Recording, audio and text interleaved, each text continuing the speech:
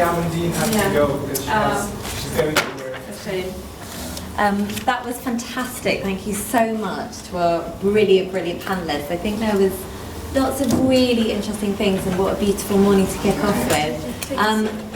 I think one of the things that was really exceptional about all of your papers, and I think that's something that we can think about more broadly with at Middlesex, was I think all of you looked at something again that was really everyday, that you knew about in depth, and I think all of you followed a hunch or a smell, or something that you just felt there was a friction or a key or a way in to an object or a film or a situation which you felt like you needed to look again at, and I thought that was really fascinating. I know I've got lots of questions, but I would like to just see if there's anything that we want to ask our panellists from the audience first before I might ask something myself. Maybe I might... Yes, please, absolutely.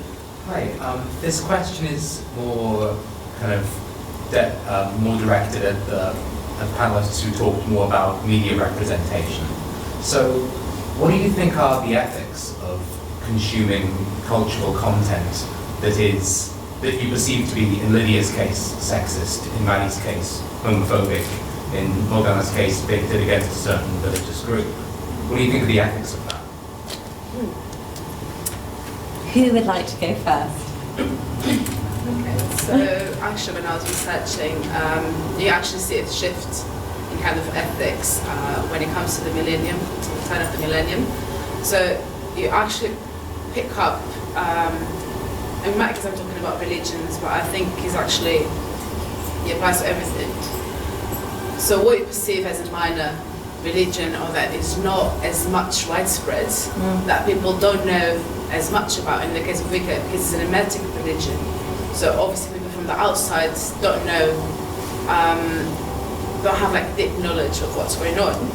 So in that case, that same religion is kind of like deterred, because obviously people don't have that deep knowledge, so they won't know if it's real or not. So it's kind of exploited in terms of, okay, we're going to pick up this and this because you can use this towards an audience. So I think when it comes to ethics of representation, obviously this is kind of aspirational and hopeful, but when it comes to director, I'm just researching a bit more what they're talking about, but I don't think that's actually what they're worried about. They're worried about what the audience is going to perceive and what is achieved through, if it makes sense. Brilliant, thank you. Lydia, did you want to say something as well? Well, I definitely think it's always possible to consume media while still being critical of the worst bits of it. To use an example, there was a really misogynistic, violent slasher film called Slumber Party Massacre. Lovely. Yeah, great sounding name. And it was a pretty bad example of really sexist filmmaking, but it was made by a women director and written by a woman as well, and it was featured in a Women in Horror festival, and people had a huge hullabaloo about it. They really did not like it, and because of those sexist elements. And so I think not only is culture definitely all-pervasive, no matter how good you try to be, but being critical of why you enjoy something and what about it actually draws you in. Because for me, it isn't the sexist elements about horror that makes me want to watch more. And Alfred Hitchcock, for example, he tortured a lot of women in his films, and then his personal life, he tortured a lot of women. So I think it's definitely just examining why you like a piece of media, because lots of places of cinema and media are definitely getting better with understanding from pressure from minority groups. There's much more women-led horror in the case of my specific presentation, and there's many more women directors rising to the forefront. So I definitely think that people are learning to be more self-critical about the media that they enjoy.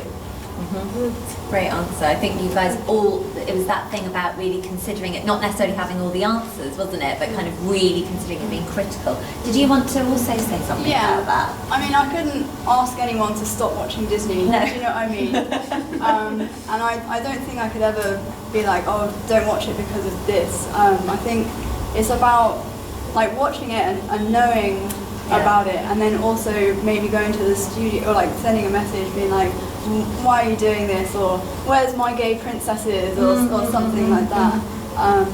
Like, you know, not just being critical yourself, but also taking action and responding to the creators.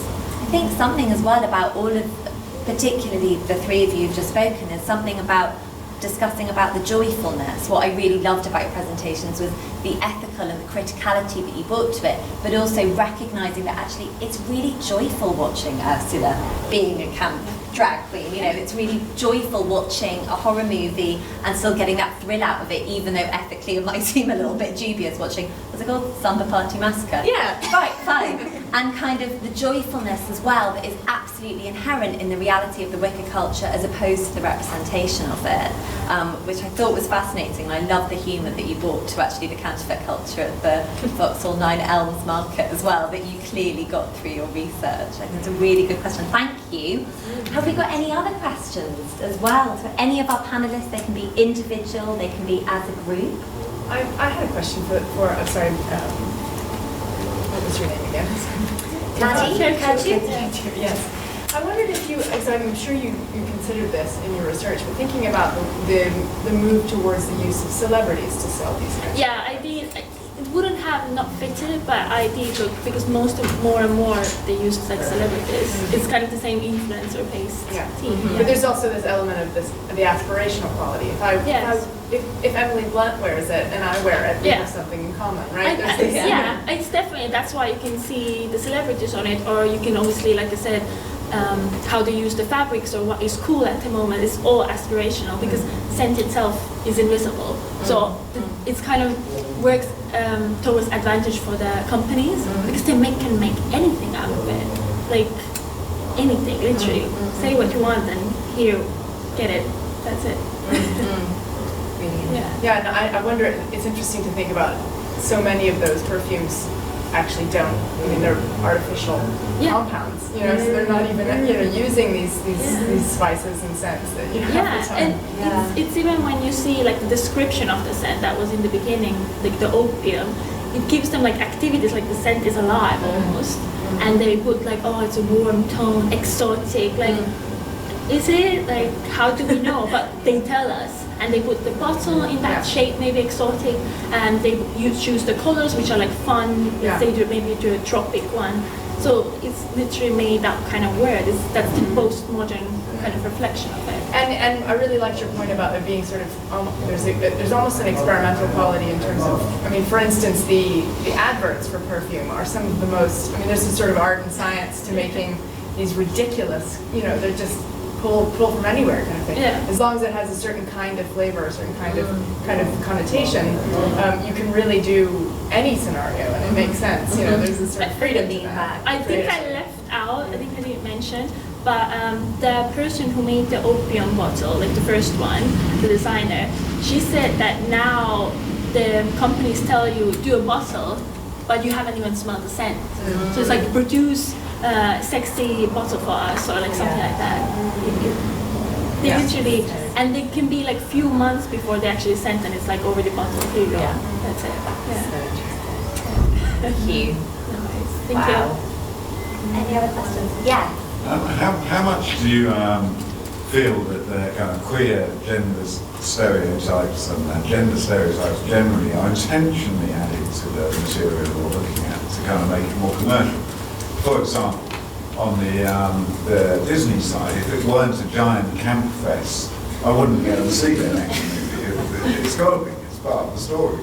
On the slasher movies things, if there's not a female kind of gender victim type thing and all that kind of stuff, perhaps I wouldn't go. And then, you know, certainly if I went to a Wiccan festival, I'd expect there to be a certain amount of sexiness and stuff like this going on. So how much of your products, the things you're looking at, kind of driven by gender stereotypes? Like, so a question about stereotypes and how you think about them in your work, maybe. How much do you think that they're an important part or a necessary part of the representation? I mean, Morgana, you're very critical, I think, in the media representation of Wicca about how that kind of perceived sexiness is displayed, aren't you? I don't think it's about the sexiness itself, because I think that's actually quite linked to the fact that it's liberal when it comes to the body and when it comes to sexual practice within Wicca, because it's related to nature, so it's not controlled by some moral impositions. Obviously, I'm not saying just go around and like, do whatever you like, but I think it's more about the woman when it comes to representation. And even though when it comes to real life in Wicca, you've got the same women and men, when it comes maybe to representation in cinema, or I'm talking about cinema, I think it extends to media, other kinds of media. If you've got a woman in a position of power, she's almost always inherently linked to evil. So, and especially when it's within Wicca and within witchcraft, she's going to be linked with evil. You've got the example of like King Arthur stories. You've got Merlin, which is a warlock and is good and is men, and you've got Morgana, which is Arthur's sister, which is a witch and is bad most of the times. And even though you do have several different versions of the stories, most people, they would think of her as a witch, as a woman, and as bad. So I think it's more about the connection about power, witchcraft and women as being bad, and if you've got a man, oh no, it can be good because it's a man. The power idea. I think it's more about the power than actually sexiness or sexualization. Even though there still is a bit, but I don't think that's the main problem.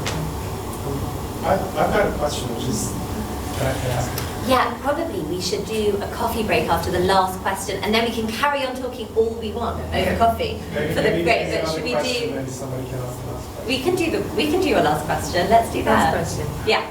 No, I was thinking about horror movies, and obviously horror movies are that kind of a scenario which exhibits or displays an extreme situation.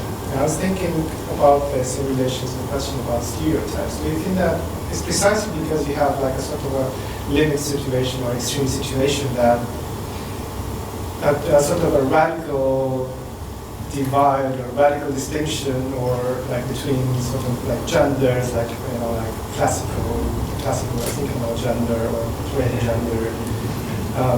So do you think that horror movies, for example, work in this kind of way, sort of like putting an emphasis on sort of normative gender?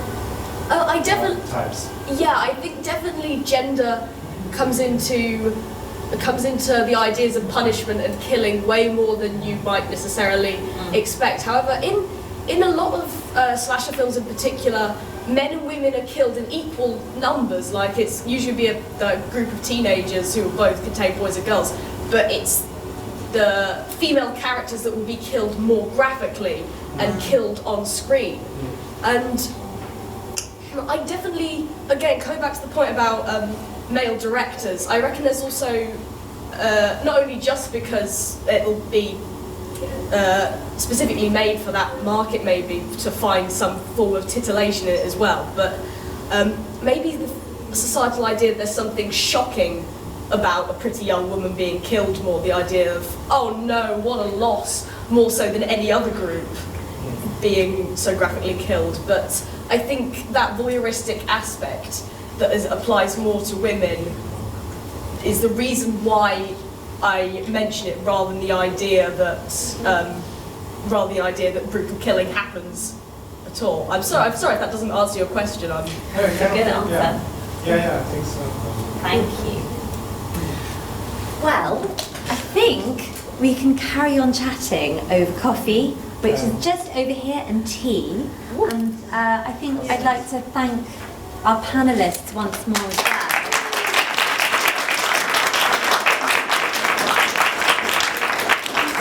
It's amazing, and it's a shame that we don't have Amandine with us. But I just want to say, I think what you've all done in these papers, which is incredible, is really make us think how we relate to systems of meaning and how we position ourselves, but most importantly, how we are positioned. And I'd love to know, though I think that would go on and on, what you're all going to do next, because I think that positioning, you've all kind of created a really powerful body of research, and I hope you now kind of take that on and do something more exciting. Definitely. Next, what comes next? But let's have coffee and croissant. Thanks everybody. Thank you.